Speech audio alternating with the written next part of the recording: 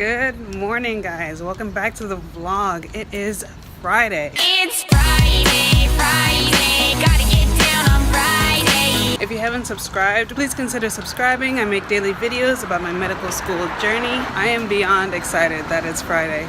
I work at an outpatient clinic, so we have the weekend off and I cannot wait. Also, I'm editing right now and I forgot to mention that this is the first day that we actually went to the pediatrics floor in the hospital. There was one patient, she had RSV. The reason I wanted to talk about this patient is because to go into their rooms, you need to have a gown and gloves and a mask on.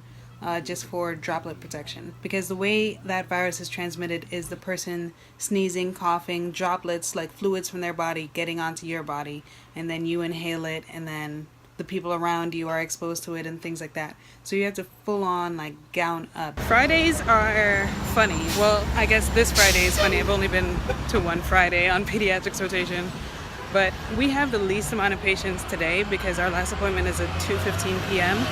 But I've seen so many more patients today. Like, I'm not sure if they were scheduled really close together or what, but it's been very, very busy this morning.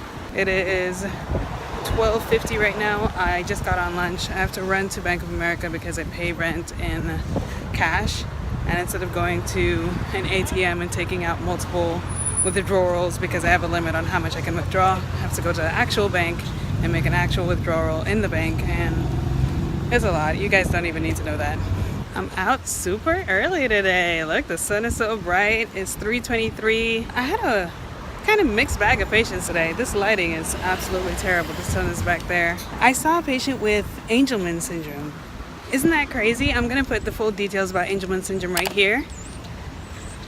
I never thought I'd see a patient with that. It's not very common. Yeah, in the first week of pediatrics. It wasn't my patient, I just saw the patient.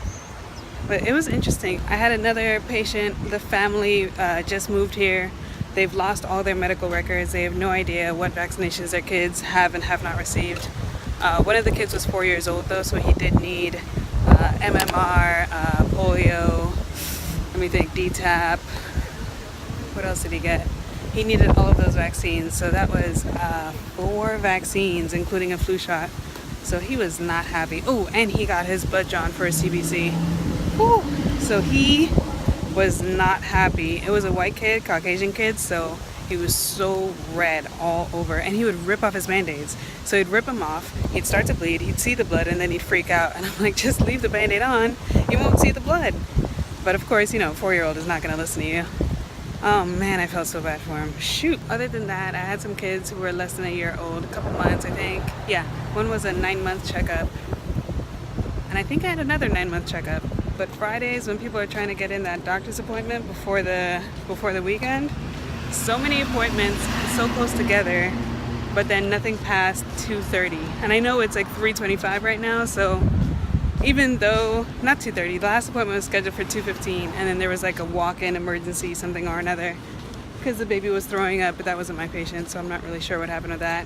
I'm gonna end the vlog here, guys. Today is Friday for me, so what I'm doing is I go into Costco. It's one of those like it's like a bulk shopping store. They sell everything in like massive amounts. So I'm going shopping there. I have a friend who's a member, and buying supplies for Dominica. Learning about a huge devastation on the island of Dominica as well. We're now seeing it firsthand. CNN is the only U.S. news organization to get there and see the damage. CNN's Michael Holmes is in the capital tonight, joins us now. Michael, what's it like? We could see from the air every inch of this island was touched by Hurricane Maria. Today we managed to get on the ground. I can tell you that power is out right across the island. We're actually in the Prime Minister's office broadcasting to you now because they have a generator and they kindly allowed us to work out of here. When we came in, we had about 2 or 3 hours of daylight left. I can tell you, I've been to a lot of disasters. I've covered a lot of war zones. It is really bad here. There's not a building, it seems, in this country that has not been touched. Every tree has either been knocked to the ground or had the foliage stripped off it. 3 of the 4 bridges that come into the capital here from the airport are unusable because of debris and damage. This is a nationwide catastrophe. And tomorrow I'm going to drop them off. They have a drop-off location in the city. So I'll go over there and drop off the supplies. Hopefully I help out somebody in Dominica, you know? Thanks for watching, guys. I'll see you guys next time.